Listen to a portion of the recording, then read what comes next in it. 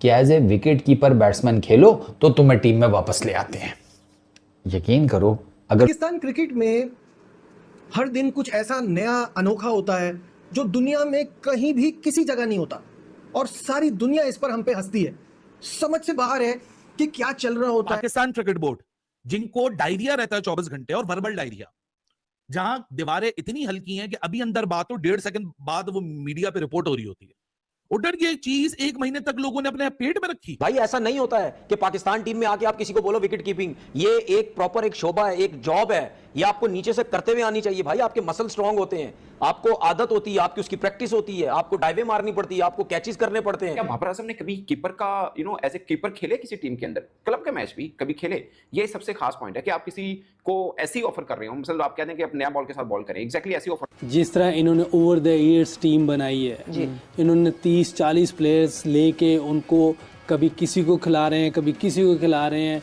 हल्की टीम आती थी, रोहित भी बैठ जाता था, कोहली भी बैठ जाता था। उन्होंने ऐसी एक टीम बनाई है कि एशिया कप में नजर आया कि इंडिया एक बहुत बड़ी टीम है। और जितने भी एक्सपर्ट आप देखें दुनिया के, जिससे भी पूछ लें, वो इंडिया को पहले रखते हैं। बाकी 3 टीमें, कभी किसी ने साउथ अफ्रीका रख ली, किसी ने इंग्लैंड रख दी। और यूसुफ कता कलामी की माफी, आपको मैं एक एड इन आपसे और पूछना इसी के साथ चाहती हूँ जो आप बात कर रहे हैं। पिछले साल बहुत क्रिटिसिज्म हुआ, इस पूरे पिछले साल टीम इंडिया के ऊपर बहुत क्रिटिसिज्म हुआ कि ये बहुत ज्यादा ओवर शफलिंग कर रहे हैं, ये क्या कर रहे हैं, हम बायलैटरल्स में जिस तरह परफॉर्म कर रहे हैं, मगर उस आउटसाइड वॉइस का प्रेशर नहीं लिया इन्होंने। बिल्कुल ऐसे ही करना चाहिए, और बड़ी टीमें ऐसी ही बनती हैं कि बाहर इन्हें पता था कि इनका क्या प्लान है, ये क्या कर रहे हैं, इन लोगों का आइडिया था। और ये सारे एक दूसरे की रिस्पेक्ट करते हैं, डिसरिस्पेक्ट नहीं। मैंने इसीलिए बोला ना कि ये मेंटलों की फौज है, नफ्सियाती लोगों की फौज है ये।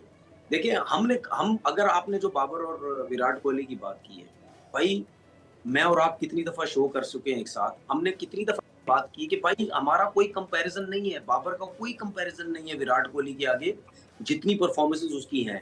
लेकिन हम कंपैरिजन क्या करते हैं कि जितने मैचेस बाबर ने खेले हैं उतने मैचेस विराट ने जो खेले हैं, उस हिसाब से देखा जाए बाबर विराट कोहली से कम नहीं है, हम ये बात करते हैं। लेकिन ओवरऑल अगर विराट की परफॉर्मेंसेस देखिए, जितनी वो क्रिकेट खेल चुका है, उस लेवल पे जाने के लिए अभी बाबर आजम को टाइम लगेगा, क्योंकि match winning inning Virat Kohli की बहुत ज्यादा है, बाबर आजम की नहीं है।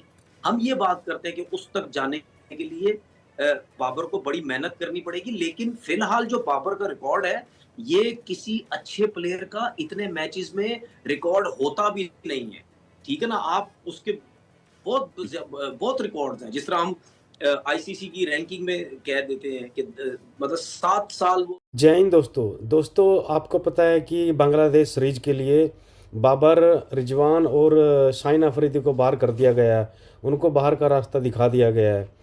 इसी को लेके दोस्तों पाकिस्तानी मीडिया और उनके जो पूर्व खिलाड़ी हैं ना, बाबर आजम की इतनी बेइज्जती कर रहे हैं।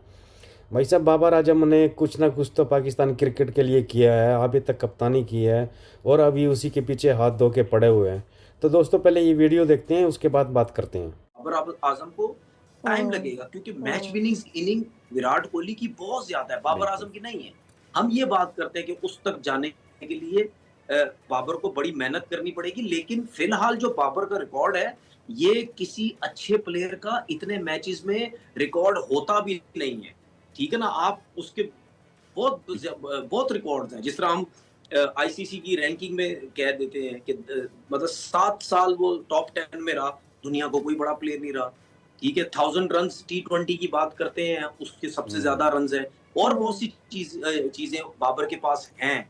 लेकिन हम फिर भी कहते हैं कि यार विराट कोहली से अभी जो है वो कम है, तो इनके मसले मसाइल जो है वो चलते रहेंगे। ये कभी पाकिस्तान के क्रिकेट बोर्ड के तो क्या ही कहने हैं, टीम अनाउंस करते हैं तो कोई डायरेक्टर पता नहीं या एडवाइज़र टू पीसीबी, जो बुनियादी तौर पर साफ़ी भी नहीं है, वैसे वो साफ़ी का भाई है, ये मुझे पता है, वो आ जाता है साथ में, पता नहीं वो सीईओ है कौन है, वो आ जाते हैं, सिलेक्शन कमेटी उसका कोई बंदा नहीं मौजूद, ये 2 आकर टीम अनाउंस करके चले जाते हैं, ठीक है। ये पाकिस्तान क्रिकेट बोर्ड है। उसके बाद आप पाकिस्तान क्रिकेट टीम पर आएँ तो उनका भी हाल आपके सामने है। फिर क्रिकेट टीम से रिलेटेड अगर उनके सोशल मीडिया पर आए तो वहाँ तो क्या ही बात है। अभी बाबर आजम से रिलेटेड सोशल मीडिया के ऊपर खबर चल रही है कि माइक हैसन उसने बाबर आजम को ये कहा है कि अगर टीम में वापस आना है ना तो विकेट कीपिंग करो, as a wicket keeper batsman खेलो, ठीक है। ये माइक हैसन ने शर्त रखी है बाबर आजम के लिए। कोच माइक हैसन ने बाबर आजम को T20 टीम में आने के लिए 2 राह दिखाई हैं और दोनों बज़ाहिर मुझे इम्पॉसिबल लगते हैं। शायद एक तीसरा राह था जो बाबर आजम के लिए भी ठीक था और माइक हैसन की जो एक ख्वाहिश है कि मल्टी रोल क्रिकेटर होना चाहिए T20 के अंदर, वो भी पूरा हो जाता। मगर सबसे पहला सवाल ये कि जो खबरें चल रही हैं कि बाबर आजम को एज ए कीपर की ऑफर की है माइक हैसन ने कि आप एज ए कीपर बन के खेल सकते हैं तो आप टीम में आ सकते हैं, नंबर 1। नंबर 2, दूसरा जो राह बताया वो, और नंबर 3 कि क्या बाबर आजम ने कभी कीपर का एज ए कीपर खेले किसी टीम के अंदर, क्लब के मैच भी कभी खेले। ये सबसे खास पॉइंट है कि आप किसी को ऐसी ऑफर कर रहे हो, मतलब आप कहते हैं कि आप नया बॉल के साथ बॉल करें, एग्जैक्टली ऐसी ऑफर ना हो ना किसी के लिए भी। तो इसके ऊपर भी हम बात करेंगे। पहली बात ये कि जो पता चल रहा है खबरों से वो यही है कि माइक हैसन ने बाबर आजम को कहा है कि आप ऑल्टरनेट कीपर के तौर पर, यानी एक होता है ना कि आप ही कीपर होंगे और आप खेलेंगे, ऐसा नहीं, बट ऑल्टरनेट कीपर के तौर पर आप टीम में खेल सकते हैं।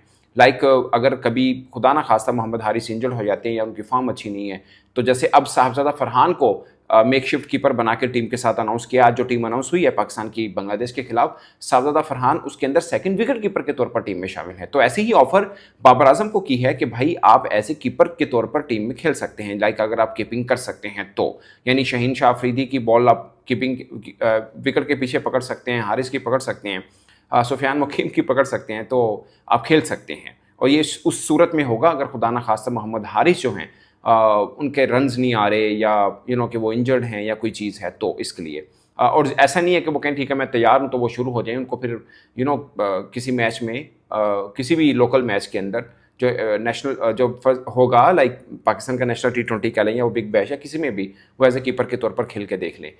तो ये है जो कि मुझे लगता है कि it's not fair call, it's not a fair call, क्योंकि बाबर आजम ने अब दूसरा सवाल जिस पे मैंने आपको कहा था कि क्या बाबर आजम कभी कीपर के तौर पर खेले हैं, तो इसका जवाब मुझे ये पता चला कि बाबर आजम को एक बार, अब पता नहीं बाबर आजम को ये कहा गया था या नहीं कहा गया था, मगर मिकी ऑर्थर ने अपने माइंड के ऊपर ये ज़रूर रखा था एक बार कि 2019 में आपके पास एक ही कीपर था। आपको याद होगा उस वक्त मुझे भी याद है कि बड़ा शोर मचा था कि मोहम्मद रिजवान इतना अच्छा खेल रहे हैं तो आप उनको कीपर के तौर पर ही टीम में शामिल कर सकते हैं, मगर उनको नहीं किया गया था। तो फिर मिकी ऑर्थर ने क्रिकेट बोर्ड को ये बताया था कि अगर खुदा ना खासा सरफराज इंजर्ड हो जाता, होता है ना कि सरफराज इंजर्ड हो जाए, इंग्लैंड में वर्ल्ड कप खेलें तो कौन होगा, तो 2 ऑप्शन थी कीपर के तौर पर, एक आसिफ अली, दूसरा बाबर आजम। उस वक्त मिकी ऑर्थर ने अपने माइंड के अंदर ये 2 ऑप्शन रखी हुई थी। अब बाबर आजम को बताया गया था या नहीं, आई डोंट नो, मगर उनके जहन में था कि ये ऑल्टरनेट या मेक शिफ्ट या इमरजेंसी केस के ऊपर इन दोनों में से किसी एक से भी कीपिंग कराई जा सकती है, तो उस वक्त उनके माइंड में था। मगर बाबर आजम का मैंने रिकॉर्ड चेक किया,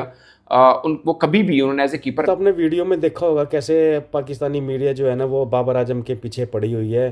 पहले तो उनके जो कोच हैं उन्होंने बाबर आजम की बेइज्जती की है, अपने लीजेंड खिलाड़ी की इस तरह से बेइज्जती करना ठीक नहीं है। बाबर आजम पाकिस्तान क्रिकेट के लिए तो बहुत कुछ मायने रखता है और अभी भी खेल रहा है, अच्छी क्रिकेट खेल रहा है, लेकिन पाकिस्तानी आवाम, पाकिस्तानी मीडिया बाबर आजम के पीछे पड़ी हुई है और उनको सीरीज से भी बाहर कर दिया है। दोस्तों अगर आपको वीडियो अच्छी लगी तो प्लीज़ वीडियो को शेयर, सब्सक्राइब ज़रूर करना चैनल को।